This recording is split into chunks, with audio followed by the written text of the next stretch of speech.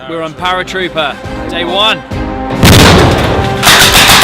Advance! Advance!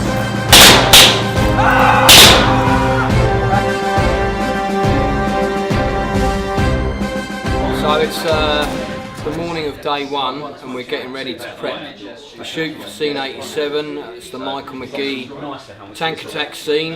One of the things with this scene that was difficult is we couldn't get the historically accurate German vehicles that actually took part in this attack, which were Panzer IVs. But most static German infantry divisions had a Panzerjäger company of 10 Stugs, assault guns, and Stugs were also commonly used as support armour for a lot of German units. So the next most accurate closed-top vehicle we could have gone for really was a Stug. I don't know that there were any Stugs in action on D-Day on day 1, but there certainly were some in the area. So we're going with that. It's the next closest thing. Hopefully people won't be too mad about us. We didn't go for Tigers or Panthers. It's as historically accurate as we can make it. Loads of people are arriving. It's hotting up.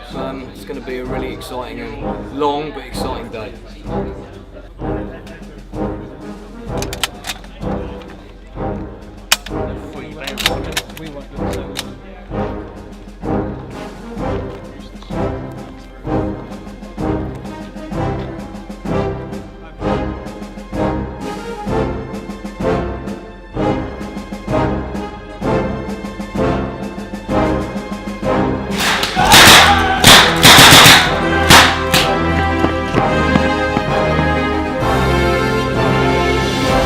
Hello, my name is Robert Shaw and I'm the technical advisor here on the set. I'm ex-army myself, did a bit of paratrooping, then went to bomb disposal and then ended up working in intelligence. So I'm here just advising the reenactors and the actors today on the military skill sets. So one of the things I'm advising on today is the type of weapons and the weapons effects that were carried by both Allied and German infantry during the war. We do that in training, but the reality is close quarter battle. We talk about Fairbairn sights was always just put the fork sight on the central mass of the enemy's body, and then you're going to start firing rounds. Simple as.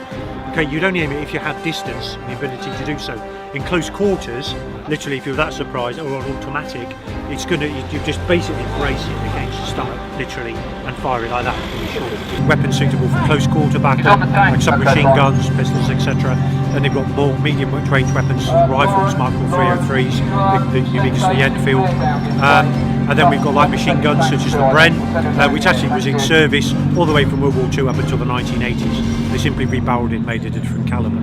But what we've also got is projectile infantry anti-tank, which was the anti-tank weapon of its day for the British infantry, which fired a shaped charge at the tank, which actually occurred during the battle that we're actually filming today.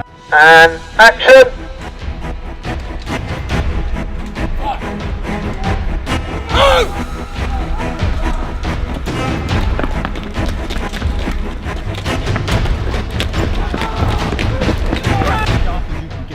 Flip you round on that hit, so the bullet's going through bone tissue and it'll just spin you out. 3, 2, 1, bang! Okay, here we are, first day on Paratroopers filming.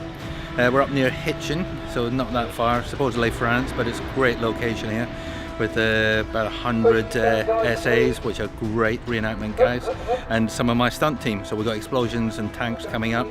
At the moment, there's a lot of running, a lot of shooting, a lot of guys getting very hot, but the action's looking great on this first day, and we've got gorgeous weather for it, so it's perfect.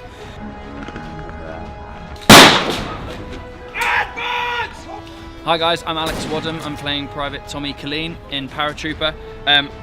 In one of the scenes we're just setting up for, I have to carry this thing, which is a PIAT, which is a projector infantry anti-tank. And in this end, right here, there's a big bomb that gets put in, and inside it is a shotgun cartridge that when the firing pin is pulled back and the weapon is armed and it's fired, the shotgun cartridge will be ignited, which then sends the projectile out and hopefully will take out a tank. It is so heavy, I can't even tell you. Just carrying it, walking down from the truck on my back like that, we were sprinting because we had to get out of the way for a take, and I've never sweated so much in my life. And I'm just imagining these guys jumping out of a plane with this stuff. I mean, it's a wonder that some of these guns made it out in order to fire at all. They'd be bent, they'd be all out of shape. I mean, they might not even let the bomb come out when it's fired. Come on, take cover! Where's that bloody pier? Get it up here, double in! Get that bloody thing firing! During the course of the tank attack, basically what happens is the British tried to fire a pier at it. That pier jammed, it didn't work, and a private called Michael McGee, stand up please Alex Reese, very bravely charged the tank in the open with a Bren gun. This is not fiction, this is a true story, it happened. Nick Archdale talked to me about it personally, as did Ron Perry and a couple of other people who actually witnessed it. And he killed the guy that was manning the gun at the top, fired it in through the driving port, and then they disabled the tank with a gamma bomb which they threw on the back that set something off on the engine, set the tank on fire.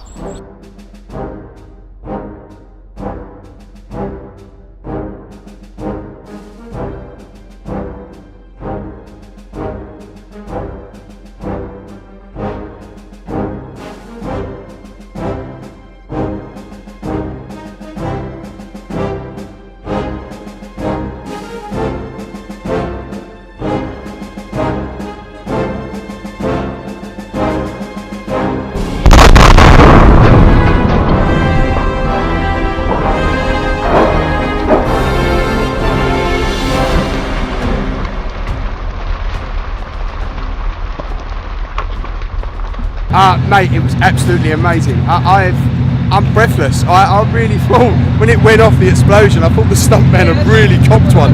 I watched him in amazement because he just went up and out. I mean, Matty Strange, what can I say? The guy knows what he's doing. That was unbelievable. So we've just filmed Huge tank scene. a huge tank scene, A lot of fun. which was a lot of fun, where we basically had to sort of route down the road, closely followed by 2 German tanks, one of which blew up a bunker that was in front of us. Yeah, but properly with huge pyrotechnic thing. That was Yeah. We didn't really know that was coming in the way that it was. We was like very loosely briefed that there might be an explosion at some junction, and then there was a massive explosion. It was and huge, We yeah. were sort of just the sandbags behind that, and it was It was intense. intimidating. I mean, it was great in terms of it really sort of, I mean, gave you that sort of brief moment of real feeling and real like. Of what it'd be like to Exactly, do that. yeah. Just the sound and the noise and the chaos. Lots more traffic on the road than when we originally recce'd the place, when there was a totality of about 6 cars in a single day. Today we've had trucks, lorries, all sorts. So it's made closing the road just difficult, and I'm conscious of the fact, not wanting to inconvenience people in the village of Hexton where we're filming, because they've been really fantastic. So apologies to anyone we kept delayed. We tried to keep all the road closures to a minimum. We've got a couple more shots to do with the tanks and then some other stuff, and then we're moving on. It's going really well, it's just we're behind and we've got to push on. If you haven't backed the Indiegogo campaign already, hopefully this will show you how serious we are, and a lot of stuff still to do. This is the most expensive scene in the film, and those people that contributed towards it, this is where your money's going. So it's been fantastic to get this in the bag, and we're just going to keep pushing forwards. If we have to do more reach outs, we'll do that, but we are going to get this pilot finished no matter what happens. Nothing is impossible. So Paratrooper, Indiegogo, thank you so much for all your support, and I'll see you soon.